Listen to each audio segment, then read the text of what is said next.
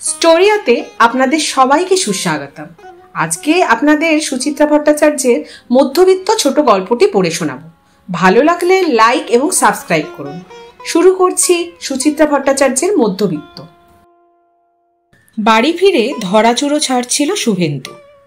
বুধবারটা বড় কাহিল দশা হয় তার। কলেজ ছুটির পর 3 ব্যাচ টিউশনি থাকে, 2টো অনার্সের ব্যাচ। শুধু নোট দিলেই হয় না, জন 15 ছেলের সঙ্গে বকতেও হয় বহুক্ষণ। মাথা পুরো মহাশূন্য হয়ে যায়। তারপর মিনিট 50 শহরতলির ট্রেন উজিয়ে যাদবপুর নেমে গদগদে ভিড় ঠেলে 4-5 মিনিট হাঁটা। এরপর কি আর শরীর চলে? অর্চনা ড্রয়িং রুমে কেবল টিভি সিনেমায় মগ্ন। ঝিমলির মাস্টারমশাই এসেছেন, মেয়ে পড়ছে পাশের ঘরে। শব্দ তাই কমানো আছে টিভিতে, তবু মাঝে মাঝে মৃদুমন্দ বাজনা শোনা যায়, গানের কলিও। পর্দা সরিয়ে উঁকি দিচ্ছে সরস্বতী, নতুন কাজের মেয়ে। রাত দিনের ফাই ফরমাস খাটার জন্য মাসখানেক হলেও জোগাড় করা গেছে শালির দৌলতে। রায়দিঘি না রায়চক কোথায় যেন বাড়ি। বছর 10-11 বয়স মেয়েটার, শ্যামলা রং, মুখখানি ভারী ফুটফুটে। শুভেন্দু হ্যাঙ্গারের শার্ট টাঙাতে সাঙাতে বলল, কিরে, কিছু বলবি? তুমি চা খাবে মামা? কে করবে? তুই? মেয়েটা ফিক করে হাসল, আমি চা করতে শিখে গেছি। বাহ, তুই তো খুব কাজের মেয়ে হয়ে গেলি রে। আমি গ্যাস জ্বালানোও শিখে গেছি, নেভাতেও পারি। সরস্বতীর লাজুক উচ্ছ্বাসে মজা পেল শুভেন্দু। দিব্যি বুলি ফুটেছে মেয়েটার। মনে হচ্ছে এবার অর্চনার কপাল ভালো, মেয়েটা বোধহয় টিকেই গেল। উফ, প্রথম কদিন এই মেয়ে নিয়েও যা ভোগান্তি গেছে। সকাল নেই, সন্ধে নেই, সারাক্ষণ দরজার আড়ালে গিয়ে ফ্যাঁচ ফ্যাঁচ করে কান্না। খেতে দিলে কাঁদে, শুতে দিলে কাঁদে, টিভি দেখতে ডাকলেও কাঁদে। সে এক যন্ত্রণা। অর্চনা তো একসময় ঠিকই করে ফেলেছিল, মেজদির বাড়িতে ফিরেই দিয়ে আসবে মেয়েটিকে। যার নারী ছেঁড়া ধন, সে এসে বাবা ফেরত নিয়ে যাক দেশে। সুখের চেয়ে স্বস্তি ভালো। না, শহরের জল বাতাসের গুণ আছে দেখছি। শুভেন্দু আলগোছে ঘড়ি দেখল, 9টা বাজতে 10। 10টার টিভি সিরিয়াল শেষ না হলে খেতে বসা হবে না। এখন 1 কাপ চা খাওয়াই যায়। স্মিত মুখে বলল, ঠিক আছে কর, দেখিস গ্যাস সাবধানে জ্বালাস। সরস্বতী প্রায় উঠতে উঠতে চলে যাচ্ছিল। কি মনে করে তাকে ডাকলো শুভেন্দু। বলল, দিদির মাস্টারমশাইকে জল খাবার দেওয়া হয়েছে? হ্যাঁ, মামি অফিস থেকে ফেরার সময় মিষ্টি এনেছিল। মিষ্টি? 42 বছরের অল্প ভুঁড়ি হওয়া পেটে আলগা হাত বোলালো শুভেন্দু। এক মুহূর্ত ভেবে বলল, হ্যাঁ রে সরস্বতী, তুই অমলেট বানাতে পারিস? অমলেট? হ্যাঁ, ওই রে, ডিম ভাজা। বোকা বোকা মুখে দুদিকে ঘাড় নাড়ল সরস্বতী। এত সিম্পল কাজটা এখনো শিখিসনি? শুভেন্দুর মুখে আফসোসের শব্দ। খুব সোজা রে, ডিমটাকে ফাটিয়ে গুলে একটু নুন দিয়ে ভাজতে হয়। সসপ্যানে 1 চিমটে তেল দিয়ে নিবি আগে। তেল গরম হলে ডিম ছাড়বি, সঙ্গে একটু পেঁয়াজ কুচি আর লঙ্কা কুচিও দিতে পারিস, না দিলেও চলে। সরস্বতী মন দিয়ে শুনছে, কিন্তু কিছু বুঝছে বলে মনে হচ্ছে না। শুভেন্দু হেসে ফেলল, থাক, তুই আমাকে বরং 2টো বিস্কুটই দিস। মিষ্টি বিস্কুট না নোনতা বিস্কুট? নোনতা।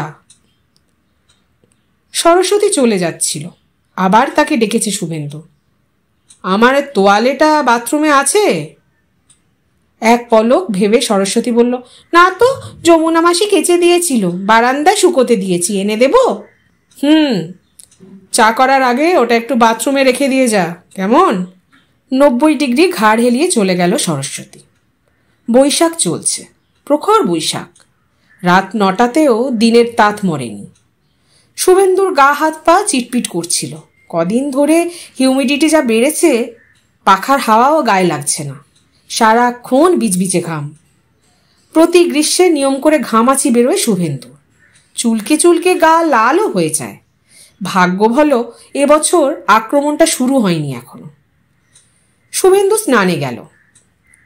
বছর 3 হলো ফ্ল্যাটটা কেনা হয়েছে। বড় নয়, আবার খুব ছোটও নয়, মাঝারি মাপে। সিঁড়ির প্যাসেজ সব ধরে 760, 2 রুম, ড্রয়িং, ডাইনিং।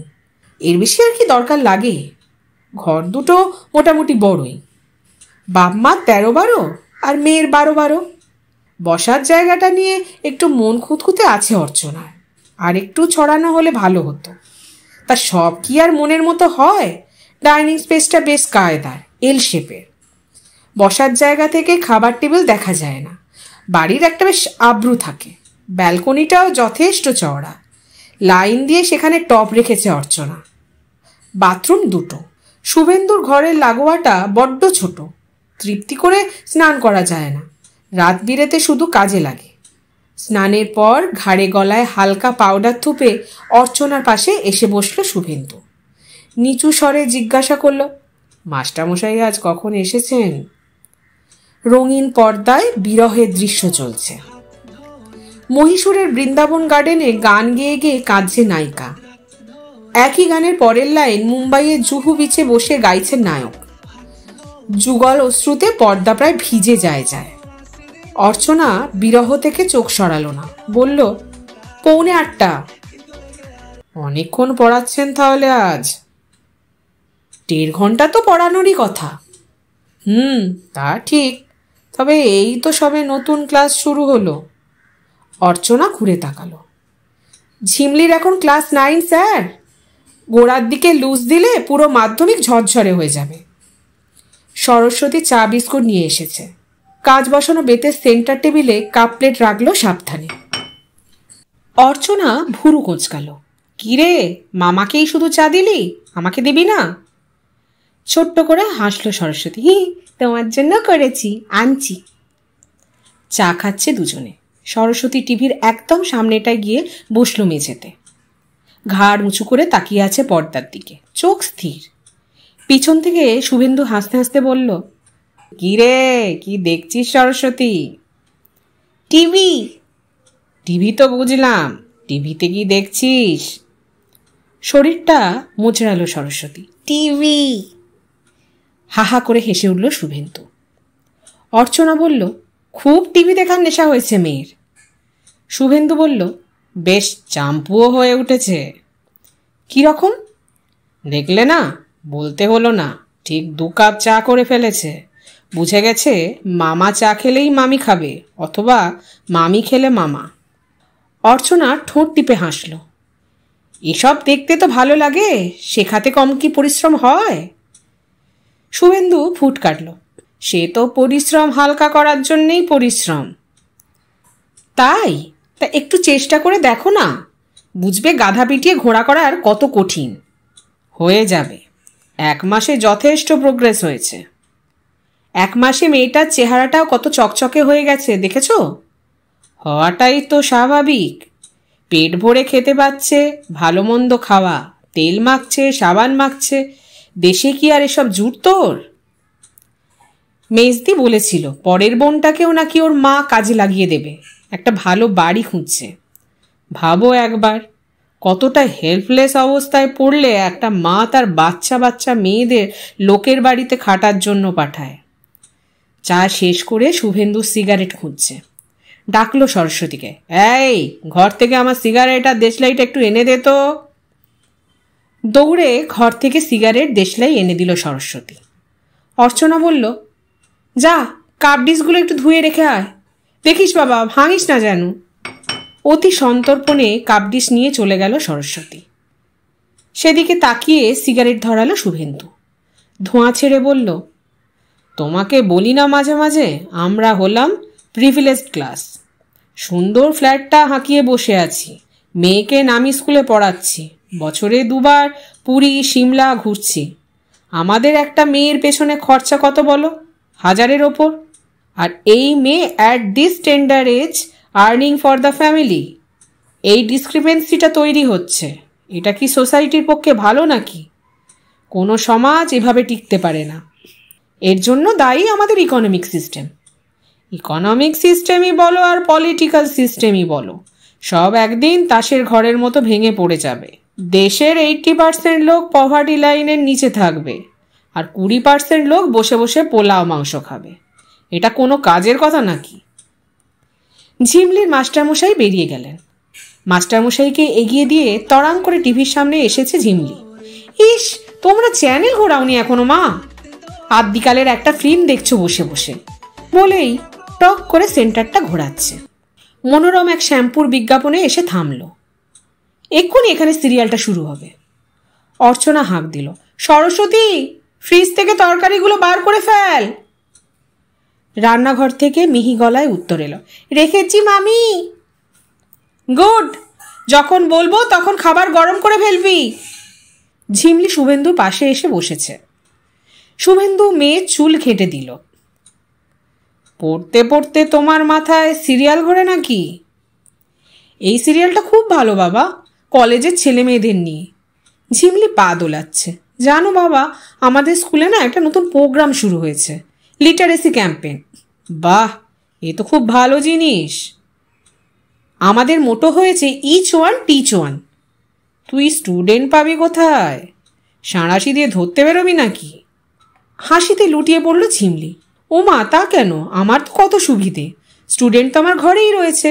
সরস্বতী অ আ ক খ কিচ্ছু জানে না, ওকেই পড়াবো। অর্চনা প্রশ্ন করল, এর জন্য তোর নম্বর আছে নাকি?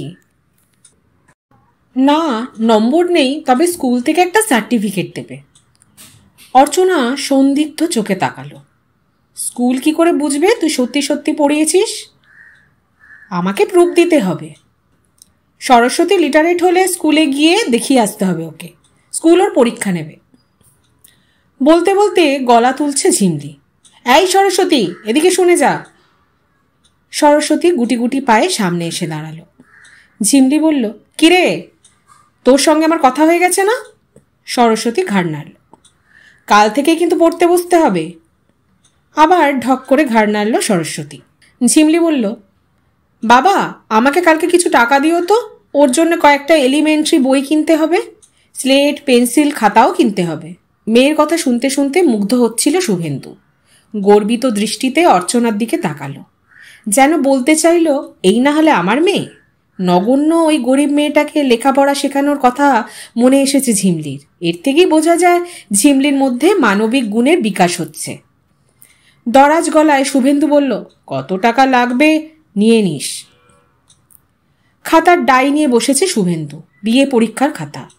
গরমের ছুটির মধ্যে ইউনিভার্সিটি পাঠিয়ে দিয়েছিল, এখনও তা দেখা হয়নি। হেড এক্সামিনার তারা লাগাচ্ছেন। সামনের সপ্তাহের মধ্যেই খাতা জমা দিতে হবে। 300 খাতার জঙ্গল সাফ করতে 3 দিন কলেজ থেকে ছুটি নিয়েছে শুভেন্দু।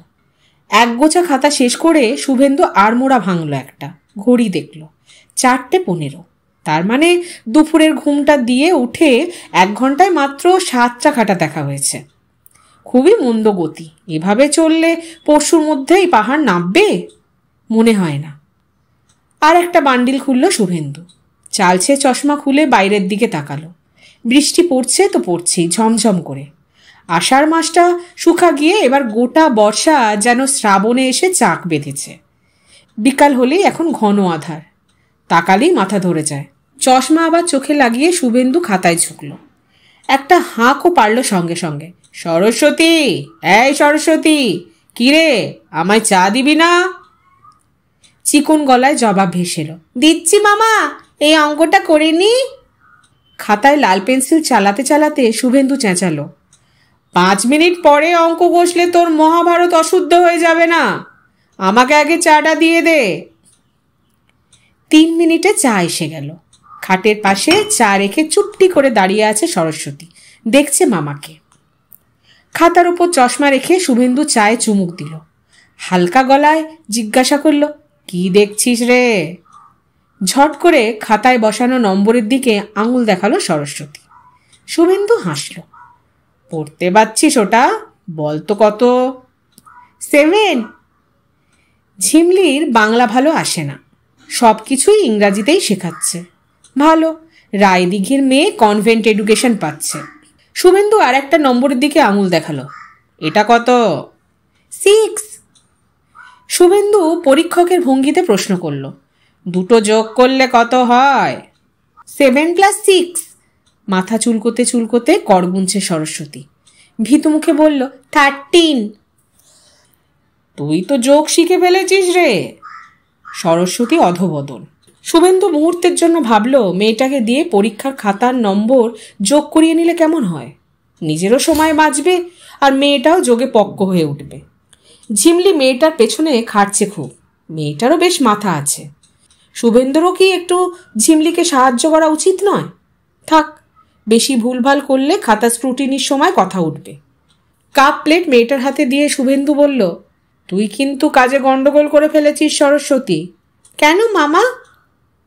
বলেছি না তোকে খাতা দেখার সময় আমাকে ঘন্টায় ঘন্টায় চা দিতে? আমি কখন ঘুম থেকে উঠেছি? সরস্বতী আবার অধবদন। ঘড়ি দেখে রাখ, ঠিক আবার 1 ঘন্টা পর দিবি। ঘড়ি দেখানোটা অর্চনা শিখিয়েছে। দেওয়ালের ঘড়ির দিকে তাকিয়ে সরস্বতী বলল, এখন 4:25, তার মানে 5:25 চা খাবে, তাই তো? ইয়েস, 5:30 যেন না হয়।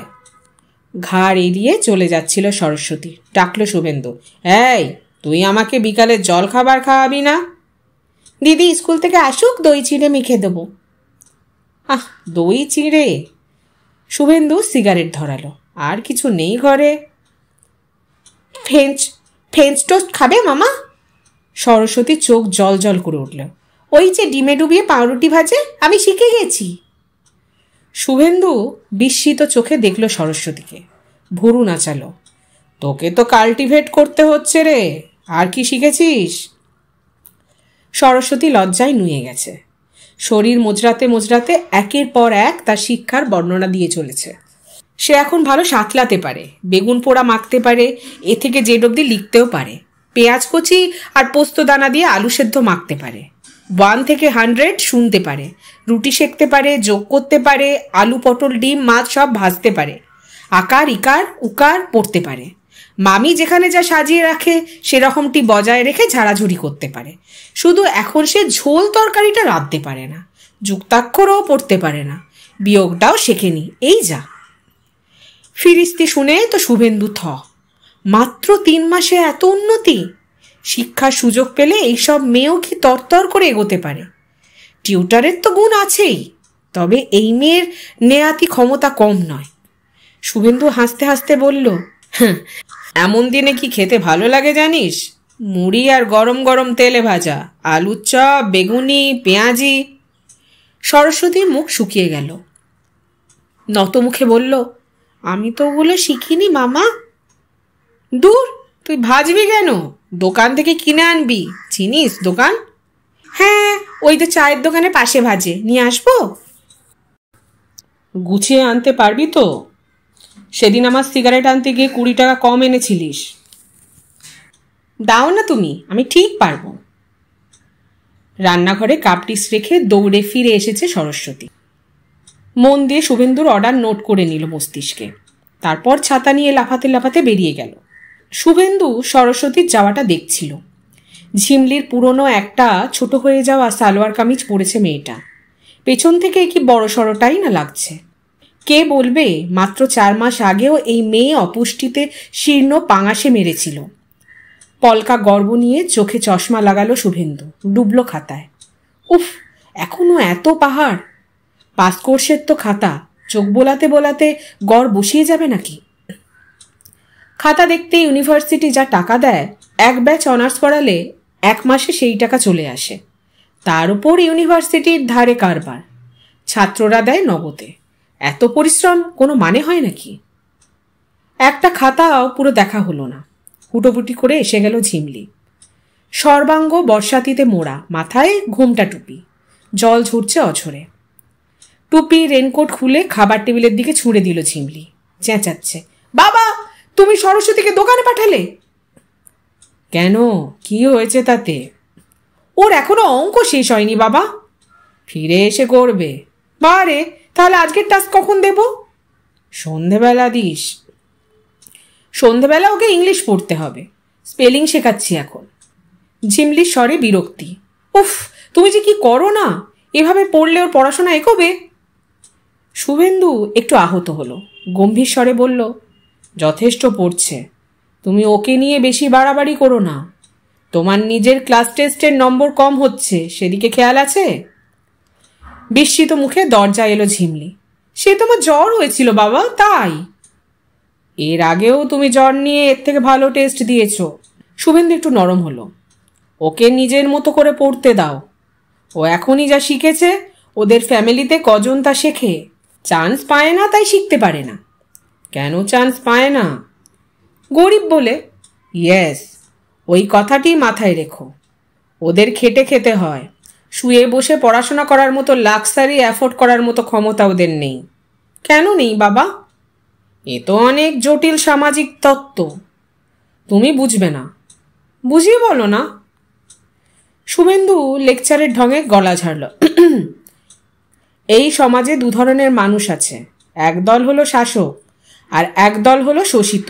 যারা শোষক তারা শুধু শোষিতদের রক্ত চুষছে। এই সরস্বতী বা ওদের মতো যারা আছে তারা হলো সব শোষিত ক্লাস। ঝিমলির মুখে যেন ছায়া পড়ল। উদ্বিগ্ন স্বরে বলল, শোষক কারা বাবা? আমরা? দূর, আমরা কেন হতে যাব? শুভেন্দু হোঁচট খেল। তারা হচ্ছে ভীষণ বড় লোক, তাদের চোখে দেখা যায় না। আমরা হচ্ছে পেটি মিডল ক্লাস, মধ্যবিত্ত।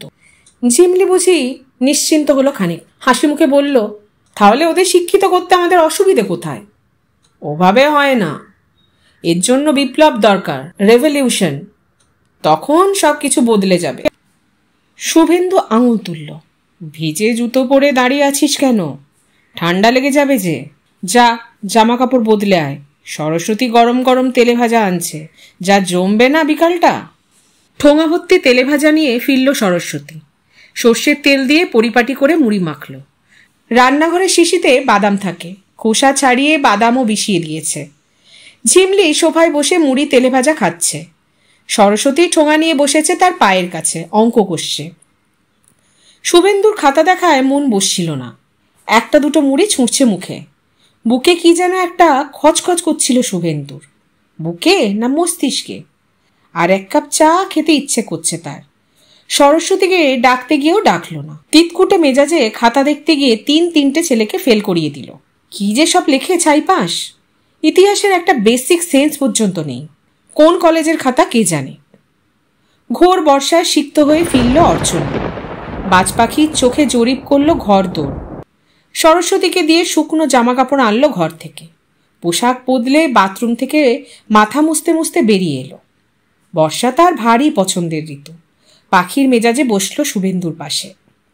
লঘু স্বরে বলল, কি গো, তোমার আর কদ্দূর? পাশে পড়ে থাকা বান্ডিল টেকচা চোখে দেখে নিল শুভেন্দু। সদুই হবে। কেন যে আগে থেকে দেখো না?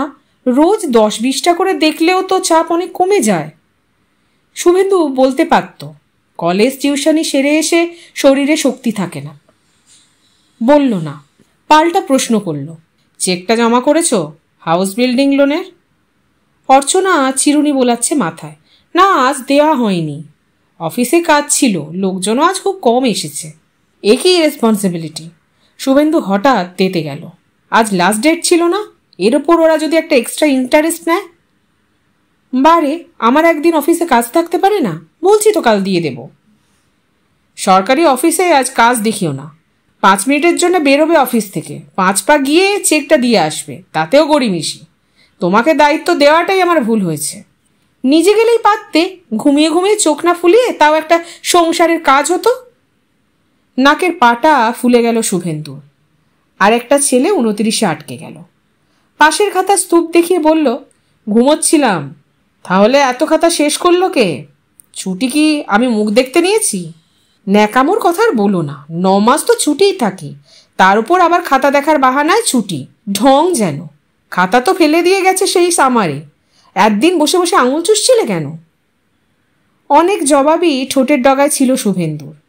অর্ধেক গ্রীষ্মের ছুটি তো তার মেয়ে বউ নিয়ে নৈনিতাল, আলমোড়া, কৌশানি, রানীক্ষেত ঘুরতে ঘুরতেই কেটে গেল। তারপরে কম ফ্যাচান কি গেছে?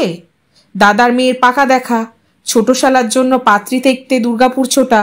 অর্চনার তলপেটে একটা যন্ত্রণা হচ্ছিল, তাকে নিয়ে ডাক্তারের কাছে দৌড়নো, এই টেস্ট ওই টেস্ট, এগুলো কি কোনো কাজ নয়? ছুটি না পচিয়ে তার বদলে 3টে দিন প্রাপ্য সিএল নিয়ে এই বিশাল জঞ্জাল সাফ করেছে শুভেন্দু। তাতেও অর্চনার গাত্রদাহ। শুভেন্দু হুঙ্কার দিয়ে বলে উঠল, এই সরস্বতী। পড়িমড়ি করে ছুটে এসেছে মেয়েটা, সভয়ে দেখছে মামা মামিকে। শুভেন্দু কড়া গলায় বলল, আমাকে আবার কটার সময় চা দেওয়ার কথা ছিল?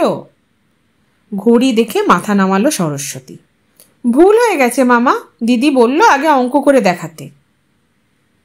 অঙ্কের নিকুচি করেছে, যাও চা করো গিয়ে।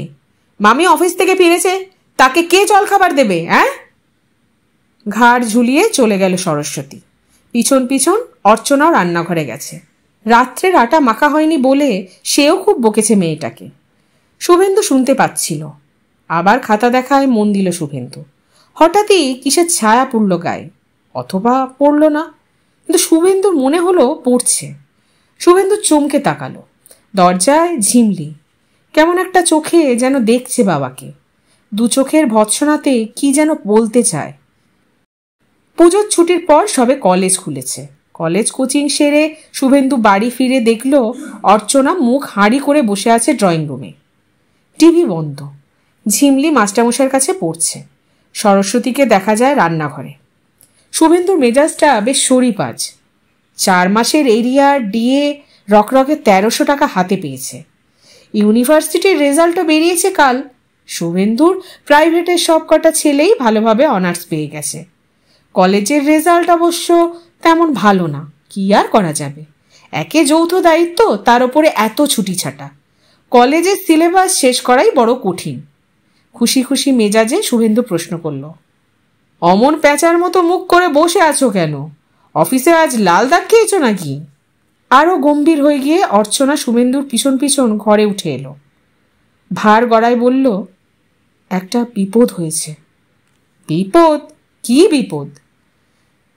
শুভেন্দু ঝটিতে চিন্তা করার চেষ্টা করল। অর্চনার অফিসে মাঝে একবার ট্রান্সফারের ধুয়ো উঠেছিল, সেটাই ঘটে গেল নাকি? তাহলে তো আবার লোকজনকে ধরতে হয়।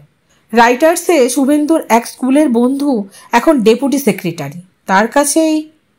অর্চনা কথা বলছে না, গুম হয়ে খাটের প্রান্তে বসেছে। শুভেন্দু বলল, বিপদটা কি বলবে তো? অর্চনা হঠাৎ খিঁচিয়ে উঠল, আরও মেয়েকে আহ্লাদ দাও। ঝিমলি। ঝিমলি? শুভেন্দু আরও চিন্তায় পড়ল। ঝিমলি কি করেছে? কি করেনি? আজ সরস্বতীকে নিজের স্কুলে নিয়ে গেছিল সাক্ষরতা প্রকল্প কেমন চলছে তা দেখাতে। তো তোমার সরস্বতী সেখানে নিজের প্রতিভা দেখিয়ে তাক লাগিয়ে দিয়েছে সকলকে। গরিবদের মধ্যে এমন ব্রিলিয়ান্ট মেয়ে নাকি আগে আন্টিরা দেখেনি। শুভেন্দু ফ্যাল ফ্যাল করে তাকালো। এতে বিপদের কি হলো? ঝিমলি ওকে পড়িয়েছে, এ তো ঝিমলিরই ক্রেডিট। এটুকু হলে তো আর কথা ছিল না। তোমার মেয়ে এখন প্ল্যান করেছে সরস্বতীকে স্কুলে ভর্তি করবে। ওদের স্কুলের মিশনারিরা গরিবদের জন্য সন্ধেবেলায় কি এক ফ্রি এডুকেশন সেন্টার করেছে, সেখানে পড়তে পাঠাবে সরস্বতীকে। শুনে সরস্বতী হতে লাফাচ্ছে, ও মামি ও মামি, আমি পড়াশোনা শিখব। আমি একবার শুধু সংসারের অসুবিধের কথা বলতে গেছিলাম, ঝিমলির কি মেজাজ!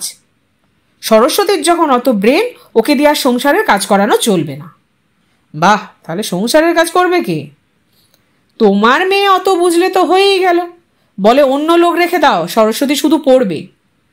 শুভেন্দু একটু হেসে বলল, তার মানে সরস্বতীকে আমাদের পুষ্টি করে নিতে হবে, তাই তো? মানে তো সেরকমই দাঁড়ায়। কত কষ্ট করে মেয়েটাকে কাজকর্ম শেখালাম, মনের মতো করে তৈরি করলাম। দাঁড়াও দাঁড়াও, আগেই এত উত্তেজিত হচ্ছ কেন? আমি কথা বলে দেখছি ঝিমলির সঙ্গে, বুঝিয়ে বলছি। না, বুঝিয়ে কোনো লাভ হবে না। ঝিমলি নিজেই নাইট স্কুলে নাম লিখিয়ে দিয়ে এসেছে সরস্বতীর। গরিব সরস্বতীকে সে প্রকৃত শিক্ষিত করে তুলবেই। ঝিমলির বিশ্বাস তার বাবা মাও এ কাজে নিরুৎসাহিত করবে না তাকে। একটা মাত্র সরস্বতীকে শুভেন্দুরা কি পারে না লেখাপড়া শিখিয়ে মানুষ করে তুলতে? রাত্রে অর্চনা ঠান্ডা স্বরে বলল, কি গো, কি করবে বলে ঠিক করলে? শুভেন্দু চিন্তিত মুখে বলল, কিছু একটা তো করতেই হবে। ঝিমলিটা এত বাড়াবাড়ি করে ফেলবে কে জানতো? সরস্বতীকেই ধমকে ধামকে ঠিক করবে? না না, সেটা খুব অমানবিক কাজ হয়ে যাবে। তাহলে আর কি, আমি অফিস থেকে এসে খেটে খেটে মরি, আর কাজের লোক পায়ের ওপর পা তুলে দিগ্গজ হোক। আহ, তুমি আমাকে একটু ভাবতে দাও। সরস্বতীর মা এসেছে সরস্বতীকে নিয়ে যেতে। এ বাড়িতে তাকে আর কাজে রাখবে না, অন্য কোনো বাবুর বাড়িতে আরও নাকি 50 টাকা বেশি মাইনেতে কাজে লাগাবে তাকে। যাওয়ার আগে সরস্বতী কাঁদল খুব। ঝিমলি ছলছল চোখে ঘরের দরজা বন্ধ করে বসে রইল, স্কুলেও গেল না। শুভেন্দু আর অর্চনা চুপ। সরস্বতীর মাকে ডেকে পাঠানো ছাড়া আর কি বা উপায় ছিল শুভেন্দু অর্চনার? মেজদি কোনো বান্ধবীর বাড়িতে সরস্বতীর জন্য নতুন কাজের ব্যবস্থা করেছে। শুভেন্দুর জন্য শিগগিরই এক বয়স্ক মহিলাকে পাঠিয়ে দেবে। এসব কথা তো আর ঝিমলিকে জানতে দেওয়া যায় না। সরস্বতী নামের ওই ছোট্ট গরিব মেয়েটাকেও মুখের ওপর কিছু বলা যায় না। মধ্যবিত্ত হওয়ার এটাই বোধহয় সব থেকে বড় জ্বালা। কি ভাবছেন? গল্পটি যেন আমাদেরই জীবনের কথা বলছে, আমাদের সমাজের বৈষম্যের কথা তুলে ধরছে, তাই তো? মধ্যবিত্তের জীবনের বেড়াজালের কথা বলছে গল্পটা। আচ্ছা, আপনাদের কেমন লাগলো গল্পটা? আমাদের কিন্তু মতামত জানাতে ভুলবেন না। আর আমাদের উৎসাহ দিতে ভিডিওটি লাইক করুন এবং এরকম অনেক ইন্টারেস্টিং গল্প পেতে আমাদের চ্যানেলটিকে সাবস্ক্রাইব করুন। গল্পের নোটিফিকেশন পেতে বেল আইকনটি প্রেস করে রাখুন। ভালো থাকুন, সঙ্গে থাকুন।